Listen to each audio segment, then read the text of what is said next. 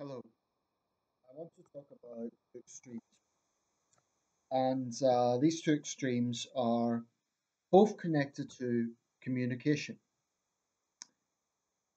On this channel, I've always tried to be consistent with my values and my views. And I explicitly don't pander to left or right just for the sake of it. Um, Hence my username, centrist, right? I use centrist in the username because a lot of my thinking, not on everything, but a lot of my thinking comes down to the middle approach, right? So suppose that will be reflected here. But for me, so often the middle approach is the common sense approach. Not all the time, but a good bit of it. This is one such case. So the two extremes I want to talk about is that on one hand, when we're talking about communication, you have a recent phenomenon of which there's been a big backlash, and understandably so, although it's still, I feel, quite prevalent and still quite dangerous. And I do use the word dangerous because I think it threatens basic liberties. And that is this sort of rise of a combination of identity politics, social justice warriors, for want of a better term, and the regressive left, i.e., people who shout about tolerance, shout about freedom of speech, but think that no one else, or at least people who they are diametrically opposed to, shouldn't have freedom of speech. And there's many prominent examples of the ugly side of this approach, such as when you see public figures being shouted down, literally, as happened with Jordan Peterson, with Jacob Rees-Mogg, and with others. Um, my view is that if you wear a balaclava and you go to a public event to shout someone down, you've lost the argument. Period. Doesn't matter what your argument is. It doesn't matter what valid points you might have. If you're shouting someone down and you're wearing a balaclava, all you have shown is that you're a coward and you're using aggressive bullying tactics. You have lost, and that's just obvious. Um, and it irritates me because those sort of approaches cloud what could be um, valid, legitimate opposition to some, let's say, hard right views from someone like Jacob Rees-Mogg. Now, I don't particularly like Jacob Rees-Mogg. I would probably disagree with a large number of his opinions strongly. So the issue here is not about challenging these people. Well, I agree with Jordan Peterson on a lot of things, but let's say about challenging people that you disagree with, right? That's not the issue. I've not suggested that people can't challenge Jacob Rees-Mogg, but there is a way to do things. You go there, you put up your hand, and you ask a question, or you put put him on the spot. But don't shout him down. Don't heckle. Don't. This sort of thing just backfires. Now, in universities, there's been this trend of safe spaces and so on, and so there's a lot of social dynamics going on here about communication. Incidentally, I think the rise of safe spaces is also problematic. From what I understand with it, here's how I see it, and it's something I don't understand why people won't take this approach. If you think that you're going to be upset by what someone has to say, if you think that their words are going to hurt you, don't go to the lecture. No one's forcing you to go, so don't. As far as I know, none of these situations are forced. It's not like left leaning students are being forced to listen to a right wing speaker. They have the choice to simply not go. So I don't know why people go to these things and then get upset. I mean, there's public figures I detest. And I know that if I went to hear them speak, I would have to have a degree of self control because I know they will be saying things I don't like, right? So if you're going to put yourself in that position, you have to have self-control. Um, so that's one extreme. There's very controlling, very Orwellian sort of language policing. And I think it is potentially dangerous because it attacks personal liberty of free consciousness, of free thinking, of being able to argue a point. If the situation is that you're always derided as a racist or a sexist, even when that blatantly isn't the case, then that sort of character assassination, without any real argument, it's just ad hominem attacks. Then it totally destroys any sort of civil discourse. I understand that in politics and socio political affairs, people do get strong opinions. I think it would be strange not to. Most people have strong views on something, right? So, nothing wrong with being angry by someone's viewpoint. I think that's normal. There's nothing wrong with expressing your discontent, but you have to watch the way you go about it. And when activist groups start demanding legislation to protect them, I mean, to protect basic vocabulary and say we alone can say these things, but we're telling you what to say. I think that's very problematic. Um, Now, the other extreme is that some people out there, and we have to be honest about this, would take the approach anything goes. Freedom of speech is absolute. You can say whatever you want, and there's no consequences. And I feel that sometimes there's particularly unpleasant and downright nasty attitudes that people will use freedom of speech to kind of hide behind. If we say that freedom of speech is absolute, then in theory you can say that bullies have a, whether it be in a workplace or a school, have a right to slander and smear and vilify their victim if they're not using violence. Well, I don't think many people would be comfortable with endorsing that idea. It's technically free speech, but that free speech is being used to make someone else's life a misery. So there has to be a certain degree of common sense with all of this. Um, Another example where the free speech argument becomes problematic, i.e., as an absolute thing, is if someone is clearly inciting violence or encouraging bullying, like saying, I don't like these people now, you should go online and harass them. But simply having a controversial opinion in itself should definitely not be banned. It should be challenged, but not banned. What social justice warriors want to do, they're not content just disagreeing. They actually want to shut down someone else's viewpoint. And that's where they become the bullies. So there's these two extremes. There's something I want to put out there, and it is this. I think if we are honest, even people who seem to be combative and really enjoy and get into debate, I think if we are honest, most people, most people, left or right, there would be at least one issue that they are uncomfortable talking about. That just makes them uneasy, maybe because they've had an unpleasant life experience with it. And talking about the subject reminds them of that, and they're just not comfortable with that being brought up again. So I do feel that no one should be forced into debate. No one should be forced to justify their position. No one should be forced, like put on the spot and saying, justify this, or otherwise you can't leave.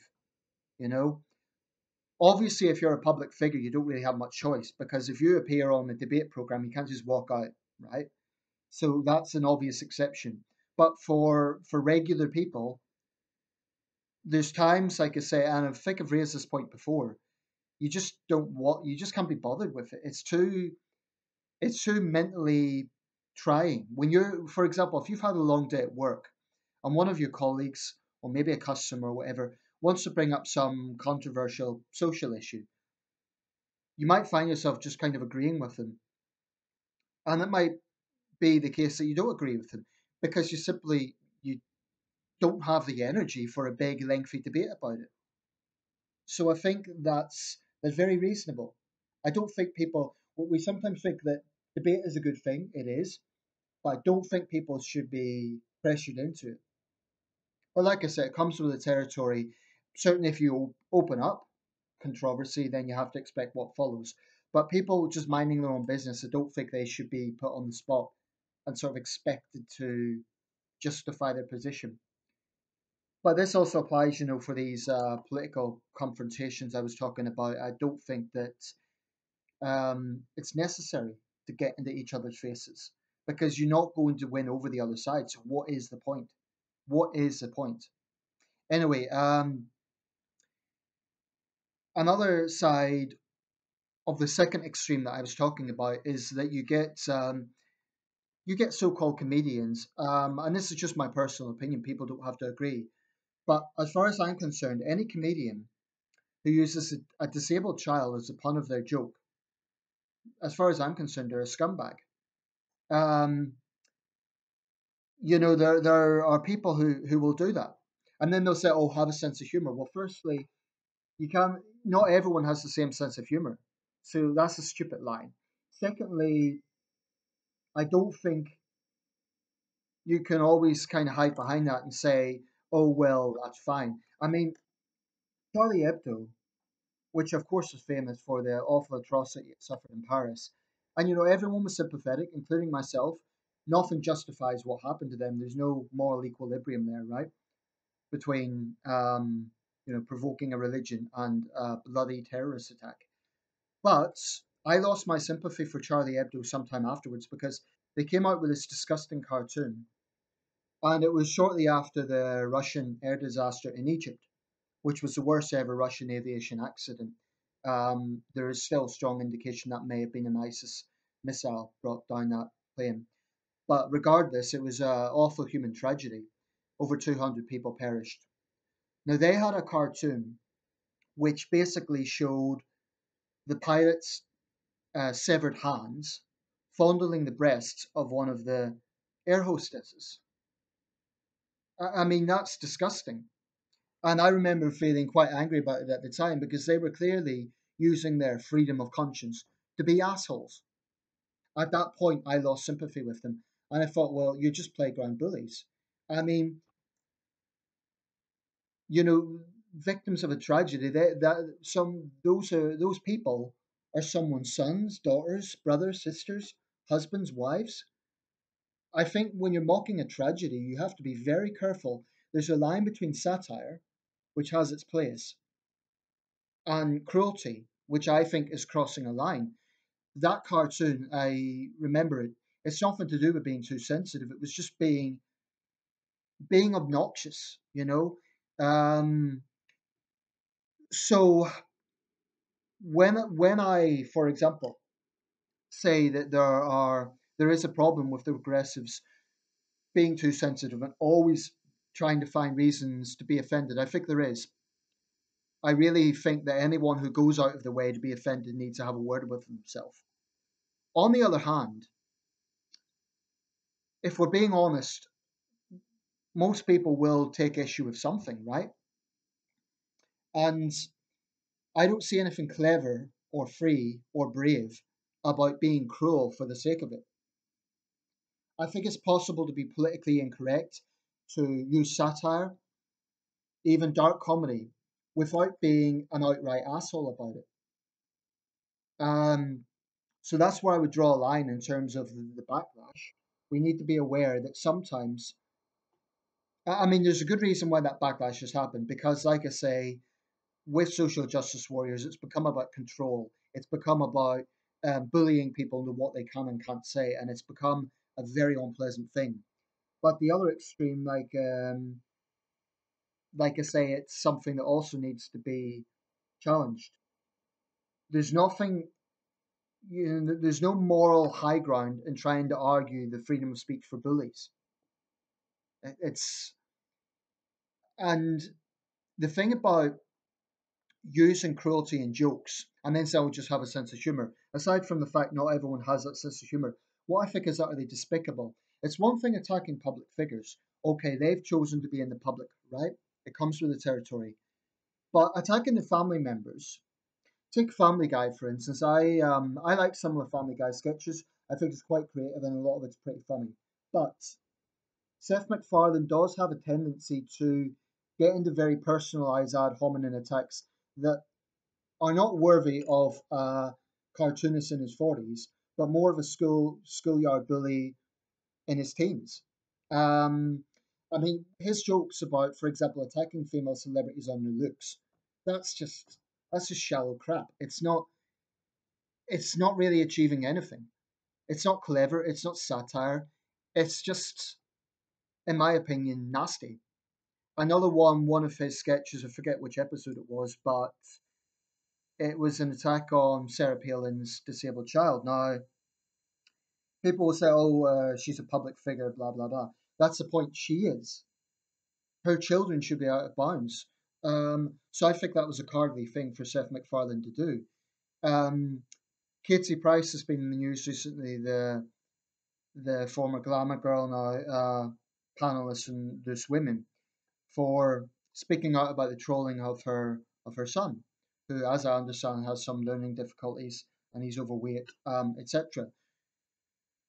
People will say, "Oh, she has no right to do this or that because of her background." She's not exactly squeaky clean when it comes to controversy herself. But in the end of the day, I see that as a mother being protective of her son, and I don't think it's a case of her being too protective. I've seen some things online. People can be really unpleasant online. Now, I'm realistic. You can't really police the internet. It's almost impossible. So, to an extent, people also need to be aware if you're going online, it comes with a territory.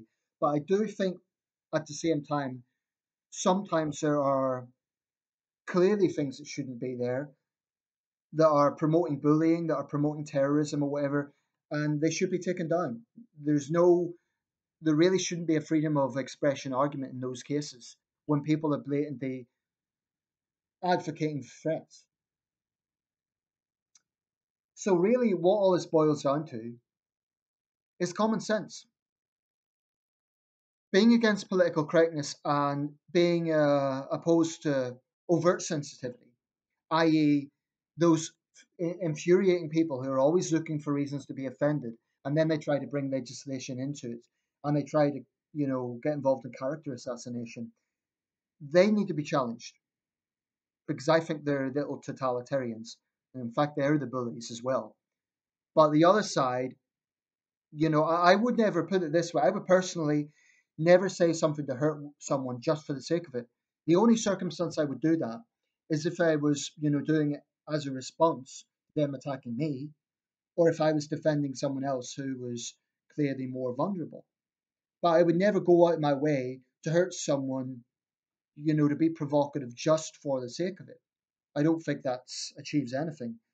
So on the issue, for example, of trans pronouns, I don't believe that if you have surgery, you'll ever really be a man or a woman in the conventional and scientific sense, right? That's my personal opinion.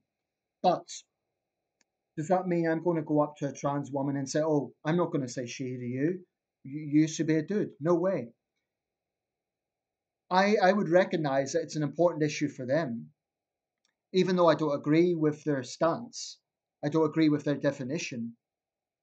What's the point of getting into a confrontation and a big argument about it if it's just a simple thing of saying, please use this pronoun?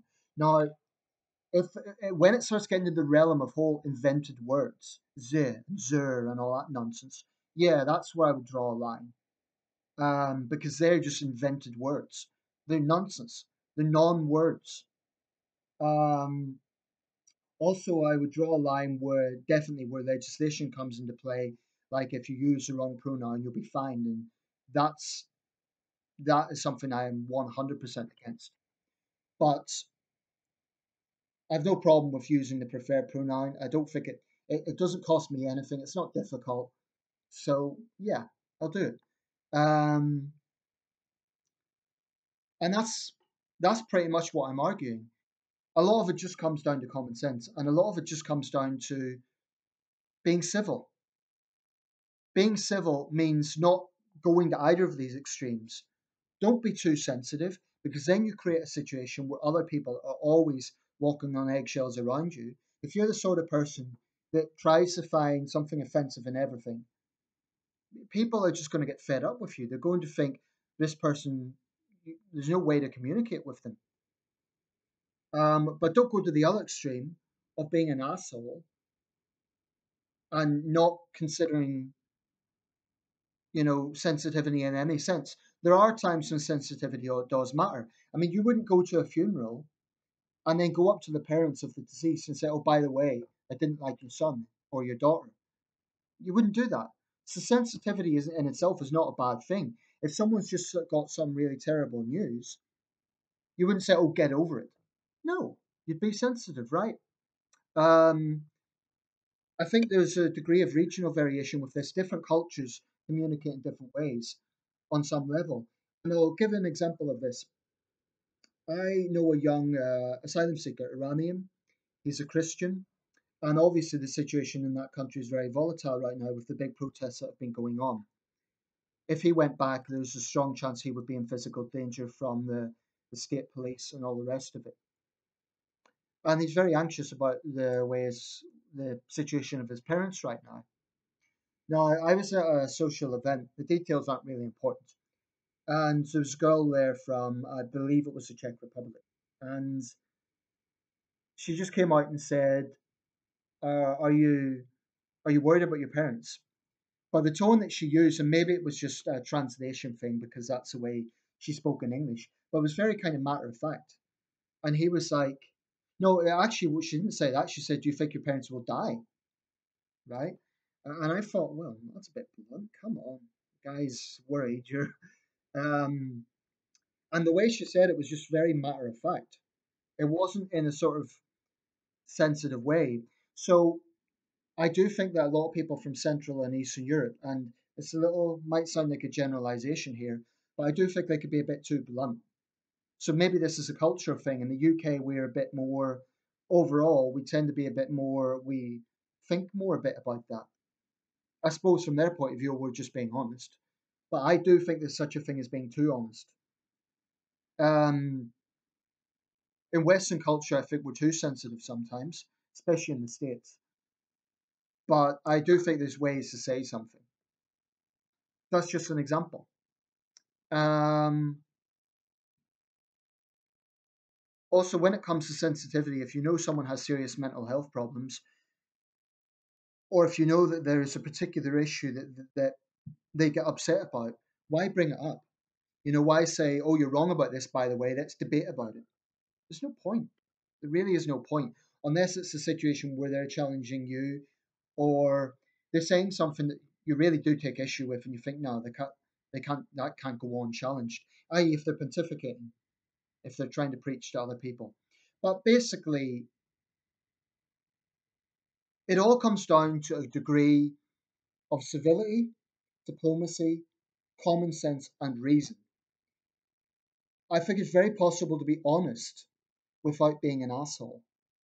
And I think it's very possible to be sensitive without being too sensitive and being a professional snowflake, i.e., someone who always looks for reasons to be offended and take issue with everything and try to virtue signal all the time, like Mr. Trudeau, with his ridiculous people kind statement, which incidentally he's tried to backtrack on now, saying, "Oh, it was just a joke." Sorry, Mr. Trudeau, that was not a joke.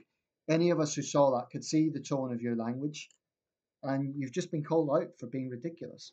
It's right. I'll leave it there. Let me know your thoughts. Balance, people. Balance.